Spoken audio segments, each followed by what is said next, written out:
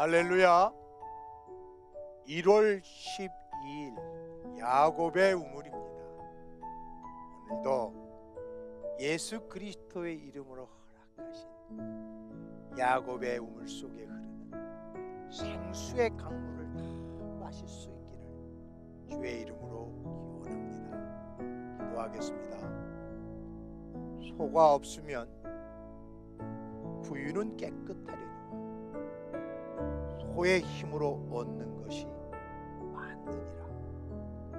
노하기를 더디하는 자는 크게 명철하여도 마음이 조급한 자는 어리석음을 나타내느니라. 평안한 마음은 육신의 생명이나 시기는 뼈를 썩게 하느니라. 아멘. 주님, 눈앞에 유무익을 따르지 말고 보여지는 것에 의하여 연연하지 말고 보여지지 아니하는 하나님의 통치를 바라보며 이 아침도 겸손케 하옵시되 특별히 진리의 말씀대로 순종하기를 기뻐하는 마음 내 마음에 품게 하옵소서. 예수님의 이름으로 기도드리나이다. 아멘. 오늘 함께 묵상하고 싶은 살아계신 하나님의 말씀은 역대하 11장 1절로 23절 하나님의 뜻 앞에서라는 주제로 묵상하길 원합니다. 먼저 1절로 4절 말씀 떼겠습니다. 르호보암이 예루살렘에 이르러 유다와 베냐민 족속을 모으니 택한 용사가 18만 명이라. 이스라엘과 싸워 나라를 회복하여 르호보암에게 돌리려 하더니 여호와의 말씀이 하나님의 사람 스마야에게 임하여 이르시되 솔로몬의 아들 유다 왕 르호보암과 유다와 베냐민에 속한 모든 이스라엘 무리에게 말씀하여 이르시기를 여호와께서 이같이 말씀하시기를 너희는 올라가지 말라. 너희 형제와 싸우지 말고 각기 집으로 돌아가라. 이 일이 내게로 말미암아 난 것이라 하셨다 하라 하신지라. 그들이 여호와의 말씀을 듣고 돌아가고 여로보암을 치러 가던 길에서 돌아왔더라. 아멘. 아마 이스라엘이 예루살렘에 있는 유다와 베냐민 족속을 제한 10지파가 소위 여로보암을 중심으로 반역을 한 것이죠. 그래서 르호보암과 그를 따르는 젊은 신하들이 용사 18만 명을 모아 북왕국 이스라엘을 치기 위하여 전열을 정비하고 올라가려 할 때 하나님의 사람 스마야 예언자가 올라가지 말라. 형제와 싸움하지 마라. 각기 고향으로 돌아가라. 이 음성을 들려주십니다. 근데 여기서 중요한 것은 들을 수 있는 귀가 얼마나 복된 것인지, 이들이 기도하지 않고 결정하고 그들이 가지고 있는 역량을 모아서 분풀이를 하려 할 때 힘없는 선지자 스마야가 올라가지 말고 형제와 싸움하지 말고 각기 집으로 돌아가라는 하나님의 음성을 들려줄 때 사람의 말로 듣지 않고 하나님의 음성으로 듣고 그들이 이스라엘을 치러 올라가는 길에서 돌이켰다는 단어가 나옵니다. 돌이켰다. 듣고 돌이켰다. 저는 이 말씀을 이들이 이게 18만 명을 모으기 위하여 하루 이틀 준비한 거 아니잖아요. 그리고 그들의 마음엔 복수심이 불탔지 않아요. 전쟁에서 이들의 한번 본때를 보여주겠다는 거 아니에요. 하나님 가지 말라는 거예요. 싸우지 말라는 거예요. 형제라는 거예요. 그리고 고향으로 돌아가라는 거예요. 근데 이들이 돌이켰다는 거예요. 저는 이 말씀을 묵상하면서 떠오르는 진리의 말씀은 잠언서 16장 9절입니다. 사람이 마음으로 자기 길을 계획할지라도 그 걸음을 인도하시는 이는 여호와시니라. 하나님의 뜻이 아니면 곧바로 돌이키는 것이죠. 하나님이 말씀하시면 곧바로 순종하는 것이죠. 하나님이 아니다 하면 걷어들이고, 하나님이 던지라 하면 깊은 곳이지만 던져버렸잖아요.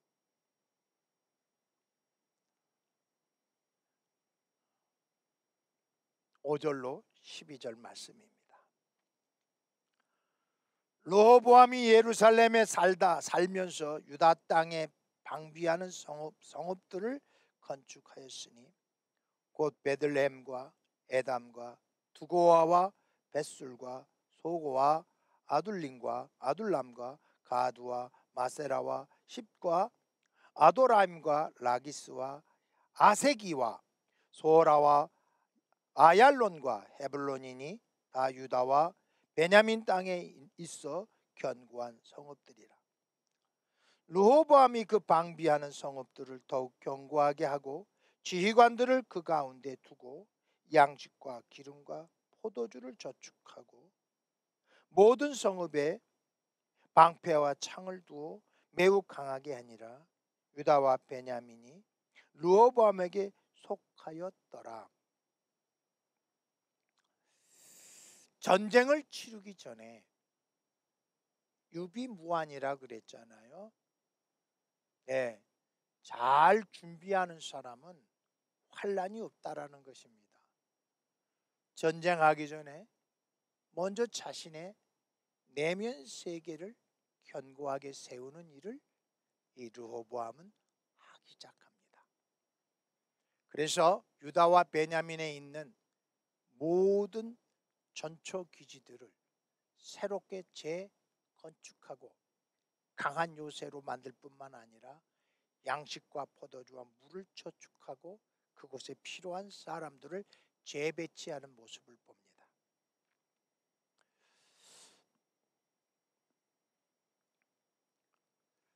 13절로 17절입니다. 온 이스라엘의 제사장들과 레위 사람들이 그들의 모든 지방에서부터 르호보암에게로 돌아오되 레위 사람들이 자기들의 마음들과 산업을 떠나 유다와 예루살렘에 이르렀으니 이는 여로보암과 그의 아들들이 그들을 해임하여 여호와의 제사장 직분을 행하지 못하게 하고 여로보암이 여러 선당과 수점서 우상과 자기가 만든 송아지 우상을 위하여 친히 제사장들을 세웁니다. 이스라엘의 모든 지파 중에 마음을 굳게 하여 이스라엘 하나님 여호와를 찾는 자들이 레위 사람들을 따라 예루살렘에 이르러 그들의 조상들의 하나님 여호와께 제사하고자 한지라. 그러므로 3년 동안 유다 나라를 도와 솔로몬의 아들 여로보암은 강성하게 하였으니 이는 무리가 3년 동안 다윗과 솔로몬의 길로 행하였음이더라. 아멘. 내실을 견고하게 했습니다. 전쟁에 방어할 성벽들을 건축하고 물과 포도주와 양식과 지도자를 재배치했습니다. 그리고 또 한 가지는 다윗과 솔로몬처럼 레위 지파들의 사람들로 성전을 섬기게 하는 일에 매진합니다.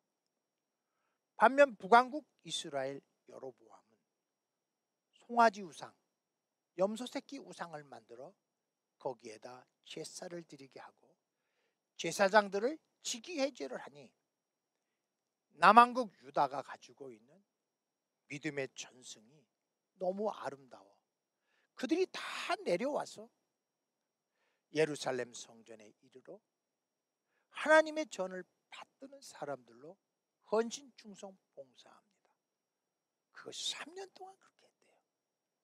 그랬더니 하나님께서 르호보암을 강성하게 하였다고 성경은 우리에게 일러주고 있습니다. 르호보암과 여로보암이 가지고 있는 대조적인 모습은 무엇입니까? 르호보암이 첫 번째는 자신들과 함께했던 신하들을 말을 받아들이고 원로들의 말을 저버려 비록 나라는 두 쪽이 났어도 하나님 앞에 귀를 기울이는 사람이고 영적인 멘토인 선지자를 곁에 두지 않습니까? 이거는 굉장히 중요한 것입니다. 르호보암은 멘토가 없습니다.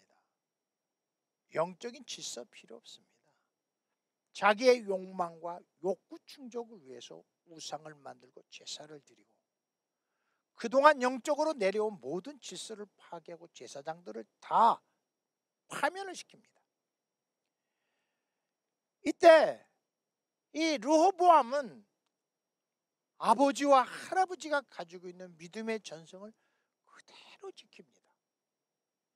이 소문을 듣고 그쪽으로 영적 지도자들이 다 모입니다. 그래 3년 동안 강성하게 해준 비결이 여기 있었던 것입니다. 사랑하는 성도 여러분, 이 두 단원을 통해서 우리가 찾을 수 있는 영적인 비결은 무엇일까요? 뜨겁지 않아도 좋습니다. 열정적이지 않아도 좋습니다. 그러나 영적인 멘토는 꼭 갖고 있어야 됩니다. 네. 영적인 멘토가 여러분에게는 누가 있습니까?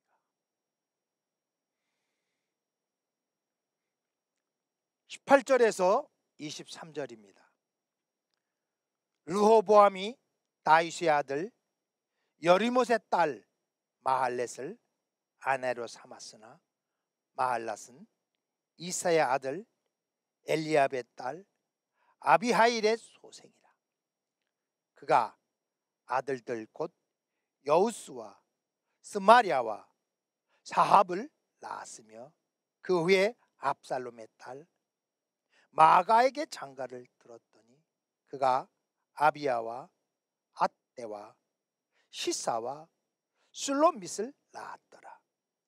르호보암은 아내 18명과 첩 60명을 거느려 아들 28명과 딸 60명을 낳았으니 압살롬의 딸 마아가를 모든 첫 첩보다 더 사랑하여 르호보암은 마아가의 아들 아비야를 후계자로 세우니 이는 그 형제들 가운데 지도자로 삼아 왕으로 세우고자 함이더라.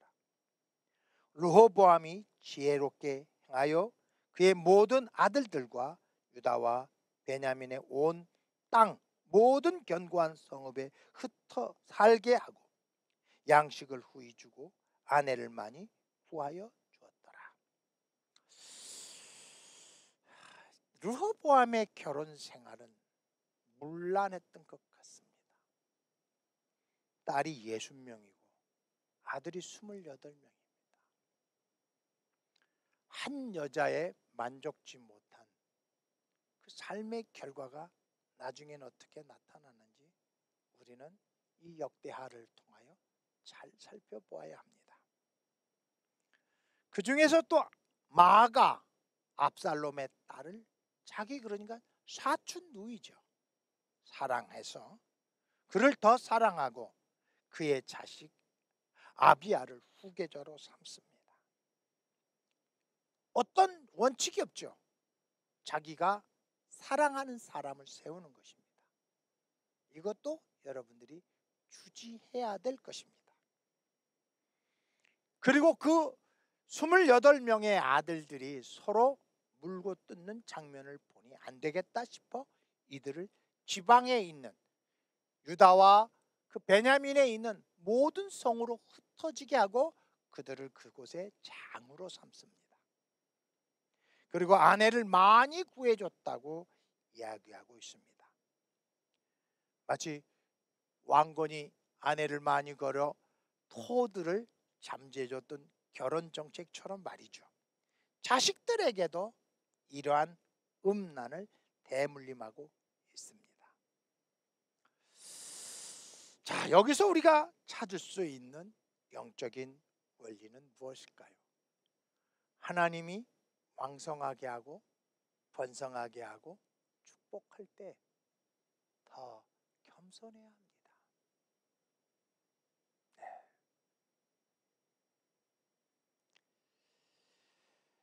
뭐 적용을 좀 몇 가지 좀 해봤습니다. 우선 기도하는 일에 최우선순위를 두자. 특별히 요즘에 올해 들어서 새롭게 시작한 10시 기도를 제 스스로 잘 지켜나가자. 두 번째는 만민이 기도하는 집을 세우기 위하여 온 교회의 힘을 집결하자. 교회의 성장이나 크기를 내 개인의 욕망을 성취하는 도구로 삼지 말자. 오늘 주신 말씀을 가지고 기도 제목을 세워봤습니다. 하나님 뜻 앞에서 사람의 뜻을 꺾을 수 있는 결단을 주옵소서. 교회의 조직을 오직 만민이 기도하는 집을 세우는데 집중하게 하소서. 하나님이 주신 축복으로 하나님을 영화롭게 하는 곳에 사용케 하소서. 코로나19의 진노 속에서 교회의 본질인 만민이 기도하는 집으로 세워지게 하옵소서. 다음 세대를 세울 수 있는 동역자들과 전략들을 주소서. 합심하여 기도하겠습니다. 아버지, 하나님의 뜻이 무엇인지 분별할 수 있는 지혜와 하나님 뜻 앞에 배척되는 사람의 생각과 뜻을 꺾어 버릴 수 있는 지혜와 용기를 허락해 주옵소서.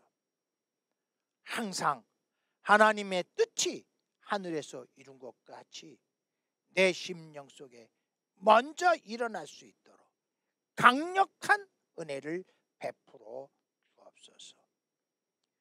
교회의 모든 조직이 만민이 기도하는 집을 세우는데 집중될 수 있도록 지혜와 믿음을 더하여 주옵소서. 하나님이 주신 축복의 선물로 하나님만 영화롭게 하는데 사용할 수 있는 지혜를 허락해 주옵소서. 코로나19의 진노 속에서도 교회의 본질인 만민이 기도하는 집을 세우는 축복의 교회 되게 하옵소서. 다음 세대를 세워야 합니다. 교회 나가는 것을 수치스럽게 여기게 하고 움츠려 들게 하는 모든 악한 세력들아, 우리 다음 세대에게서 떠나갈지어다. 다음 세대를 세울 수 있는 전략과 동역자들을 주셔서 축복해 주옵소서. 새벽 이슬 같은 청년들이 돌아올 수 있는 길은 믿음의 기성 세대들이 순결해야 합니다. 주여, 역사해 주옵소서. 오늘은 취준생들과 혼사의 문제를 놓고 기도하는 젊은이들을 위해 기도합니다. 올해도 구인의 어려움 속에서 시험을 준비하는 우리 젊은이들 불쌍히 여기시고 자비를 베풀어 주셔서 저들의 꿈과 소망 이루어 하나님을 마음껏 섬길 수 있도록 삶의 자리를 든든하게 해 주옵소서. 30 또 40이 다 되어 배우자를 찾고 있는 안타까운 우리 젊은이들을 하나님 불쌍히 여기셔서 저들의 기도 외면하지 마시고 합당한 배필을 주사 기독교 명품 가문을 세워가게 하옵소서. 예수님의 이름으로 기도드리나이다. 아멘. 오늘 함께 부를 결단의 찬양은 510장 하나님의 진리 등대라는 찬양입니다. 하나님의 진리 등대 길이 길이 빛나니 우리들 도등대 되어 주의 사랑 비추세. 우리 적은 불 켜서 험한 바다 비추세. 물에 빠져 헤매는 이 건져내어 살리세. 우리 적은 불 켜서 험한 바다 비추세.